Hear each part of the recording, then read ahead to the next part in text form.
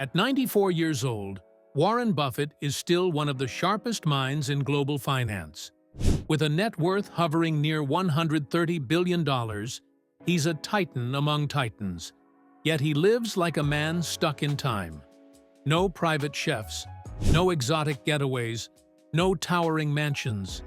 His daily routine, diet, and private life are almost bizarrely simple, deliberate, methodical, and astonishingly modest. But what secrets are hidden in this Spartan lifestyle? And how does a man nearing a century old still quietly shape the world's economy? Let's find out. 1. The Oracle Awakens. Morning Rituals of a Billionaire. Warren Buffett's day begins not with green juice or sunrise yoga, but with something far more predictable.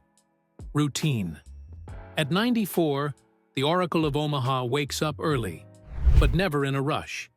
There's no alarm clock, no calendar alerts, just habit, precision, and a mind that still moves faster than most CEOs half his age. He starts each morning in his modest home in Omaha, Nebraska, the same house he's lived in since 1958. It's worth a fraction of what he could afford, but to Buffett, it's more than enough. Familiar walls, familiar routes, familiar calm. There's no team of assistants waiting at the door, no personal trainer, no stylist, just Buffett, a quiet kitchen, and a drive to McDonald's. Yes, that McDonald's. Depending on the stock market, he orders one of 3 breakfasts: a bacon, egg, and cheese biscuit if the market's up, a sausage McMuffin if it's flat, or 2 patties if it's down. He decides based on his mood and, sometimes, how well the Dow is doing. After breakfast, he drives himself to the Berkshire Hathaway offices in a Cadillac. No chauffeur, no convoy, just Buffett behind the wheel, cherry Coke in hand, listening to the radio. For Warren, the power lies not in speed or flash, but in rhythm. Every move calculated, every hour sacred. The chaos of markets may shift minute to minute, but Buffett's mornings never change. Because when you control the world's capital, you don't need chaos, you need clarity. 2. McDonald's, cherry Coke, and the billionaire's diet. If diet is destiny, Warren Buffett is living proof that the rules don't apply to everyone. At 94, he maintains a diet more fit for a teenager than a titan of industry. And yet, he continues to defy logic, doctors, and every health guru on earth. His favorite drink? Cherry Coke, and not just a can a day.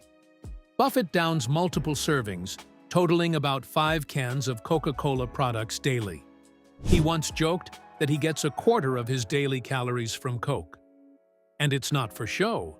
He literally owns 9% of the Coca-Cola company through Berkshire Hathaway, making his sweet tooth both a personal and financial investment. Snacks? Think childhood comfort food. Buffett loves Utz potato sticks, See's candies, and McDonald's French fries. He keeps a stash of sweets at his desk, and once claimed he's stayed healthy by eating like a 6-year-old. Doctors may cringe, but his energy and focus remain uncanny. Lunch is often unceremonious, if he eats it at all. Sometimes a Dairy Queen sundae, sometimes another fast food stop, always with minimal ceremony. Dinner, when not spent with close family or business partners, might be a burger or steak. Never exotic, never overthought. What's most fascinating is not just the diet itself, but the refusal to change it. In a world obsessed with optimization, Buffett's stubborn simplicity feels like a rebellion. He doesn't eat for health, he eats for happiness. And maybe, just maybe, that's the real secret. 3. Inside Buffett's modest home and private habits. You'd expect one of the wealthiest men alive to live in a fortress, guarded by gates, decked with gold. But Warren Buffett's home is almost laughably humble, an unassuming stucco house in a quiet Omaha neighborhood purchased for $31,500 in 1958. He's had offers, lavish estates, New York penthouses, Silicon Valley compounds, but he's never budged. The 5-bedroom house is simple, cozy, and deeply personal. It's not a mansion, it's a base, a reminder of who he is and where he started. Inside, the decor is dated but warm. Framed newspaper clippings hang beside decades-old photographs. The furniture is comfortable, not curated. There are no Versace rugs, no smart home gadgets, no marble bathrooms lit for magazine shoots. It's a home built for thinking, not flexing. Buffett doesn't host celebrity parties. He rarely attends elite galas. Most evenings are spent reading, alone. He consumes books and newspapers like oxygen. Hundreds of pages per day. Annual reports, market analysis, history, psychology. He said he spends 80% of his day reading, and it shows. Technology is sparse. Until recently, he still used a flip phone. He doesn't check email. He doesn't scroll Twitter.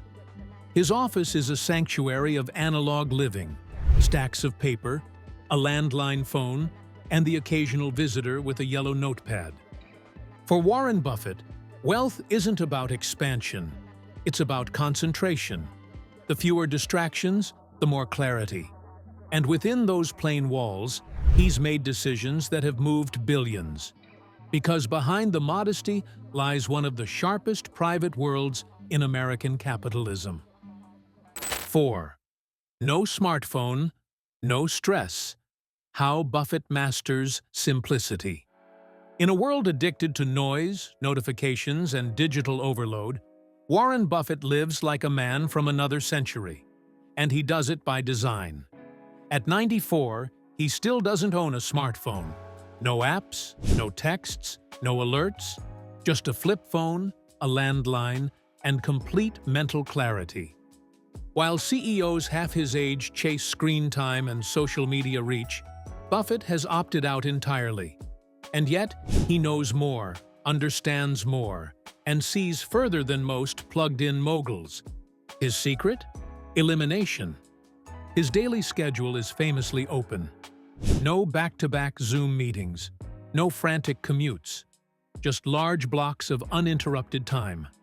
Time to think, time to read, time to decide. Buffett often jokes that his calendar is the real flex. While other billionaires fill their days to the brim, his is eerily empty. That emptiness is not laziness. It's strategic. It gives him the mental bandwidth to make better decisions, faster and with less regret. He doesn't email, doesn't text, and rarely makes calls outside his inner circle. His communication is direct, deliberate, and often face-to-face. It's how he avoids misinterpretation, distraction, and information fatigue. He once said, "The difference between successful people and really successful people is that really successful people say no to almost everything." That principle doesn't just govern his meetings, it governs his mind. No gadgets, no chaos, just clarity. And in that simplicity, Buffett doesn't just survive, he thrives. Because sometimes the most powerful technology is the ability to ignore it. 5. Meetings, memos, and the mind of Berkshire Hathaway. Buffett may live simply, but behind his minimalist lifestyle lies one of the most complex financial empires in the world. Berkshire Hathaway. A $900 billion behemoth built not on speed, but on steel-trapped decision-making and long-term thinking. His workdays are deceptively quiet. He arrives at the Berkshire offices, located in a modest Omaha building, around 8 a.m. There are no lavish corner suites or glass-walled war rooms, just a tidy desk, a lamp, and stacks of reports. His most trusted lieutenant, Charlie Munger, may be gone, but the philosophy they built together still governs everything. Buffett doesn't run Berkshire with micromanagement. He runs it with trust. Dozens of subsidiary CEOs operate independently. No daily check-ins, no frantic oversight. Once or twice a week, Buffett meets with key executives. But these aren't tense boardroom marathons. They're conversations over cherry Coke and peanut brittle. He wants insights, not presentations. His real weapon is his memory. Buffett recalls earnings from decades ago, management behaviors, historical downturns, and obscure business data like it happened yesterday. Memos, letters, and annual reports are where his genius truly shines. His famed shareholder letters are written in plain English, part wisdom, part wit, part warning. They're read by everyone from rookie investors to the world's top financiers. But behind that folksy tone is a blade. Buffett spots bad deals, over-leveraged companies, and management spin faster than most analysts with AI. His ability to synthesize complex information and cut straight to the truth is unrivaled. This isn't just finance, it's intellectual warfare. And at 94, he's still winning. 6. Solitude, reading, and the billion-dollar brain. Warren Buffett is not a man of the crowd. He thrives in solitude. It's in silence, not spectacle, that his mind performs best. And every day, he retreats into what might be his greatest asset, the written word. He reads relentlessly, 5 to 6 hours per day, sometimes more. Newspapers, industry journals, SEC filings, books on history, psychology, behavioral economics. His office and home are libraries in disguise. Buffett believes knowledge compounds just like money, and he treats reading like a daily workout for the mind. He once said, "That's how knowledge works. It builds up, like compound interest."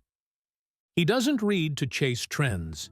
He reads to understand fundamentals. What drives human behavior? What creates bubbles? What separates a good business from a great one? This ritual of reading isn't passive, it's investigative. Every page feeds into his mental model of how the world works. He draws on obscure historical parallels to understand current markets. He recalls century-old case studies to evaluate modern businesses. He reads alone, in silence. No music, no distractions, just deep focus. This intellectual solitude has allowed him to sidestep fads, dodge panics, and outthink Wall Street for over half a century. Because while others panic or pivot, Buffett thinks, and he does it not in boardrooms, but in quiet rooms filled with books.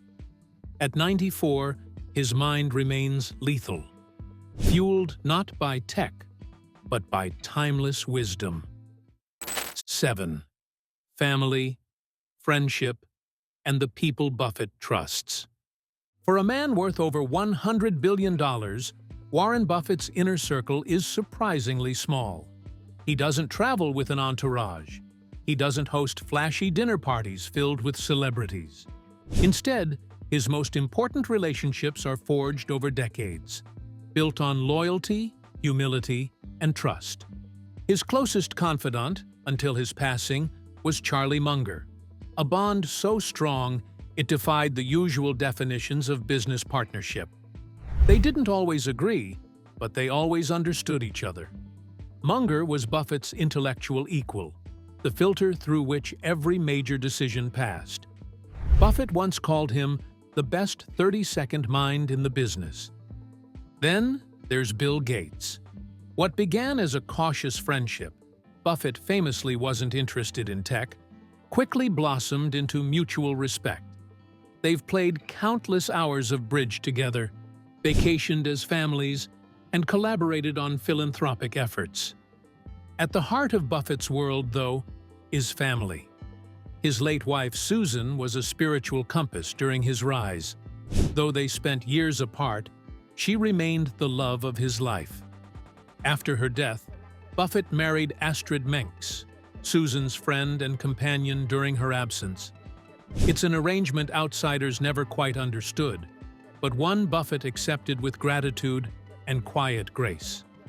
His children, Howard, Peter, and Susie, live grounded lives, largely away from the spotlight. Buffett didn't raise them to inherit wealth. He raised them to inherit purpose. He's publicly stated they'll receive only a small portion of his fortune, enough so that they feel they can do anything, but not so much that they could do nothing. To Buffett, wealth is responsibility, and trust is earned not by power, but by character. 8. Mortality, legacy, and the final chapters of a legend. Warren Buffett is not afraid of dying. He talks about it openly, plans for it carefully, and writes about it with startling candor.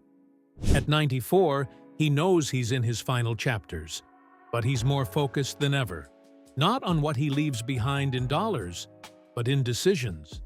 His will is in place. His succession plan is airtight. Greg Abel, his chosen heir at Berkshire Hathaway, has been groomed for years. The machine will outlive the man. And that's exactly how Buffett wants it.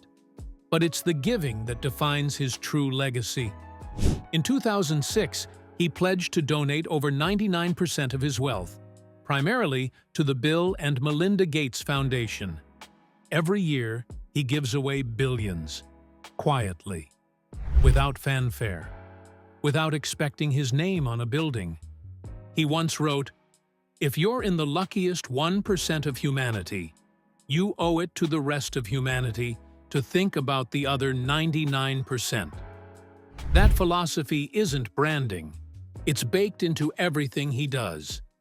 Even in these twilight years, Buffett remains active, attending shareholder meetings, writing letters, guiding his empire with the same steady hands that first bought Berkshire shares in the 1960s. He knows history will remember him as the Oracle of Omaha, but he hopes people remember the simplicity too. The house, the Coke, the reading, the friendships. Because in a world addicted to more, Warren Buffett mastered the art of enough. Warren Buffett's daily life may seem quaint, but within that quiet routine lies one of the most powerful minds in modern history. At 94, he proves that wisdom, discipline, and simplicity can still move markets. Subscribe for more deep dives into the lives behind legendary legacies.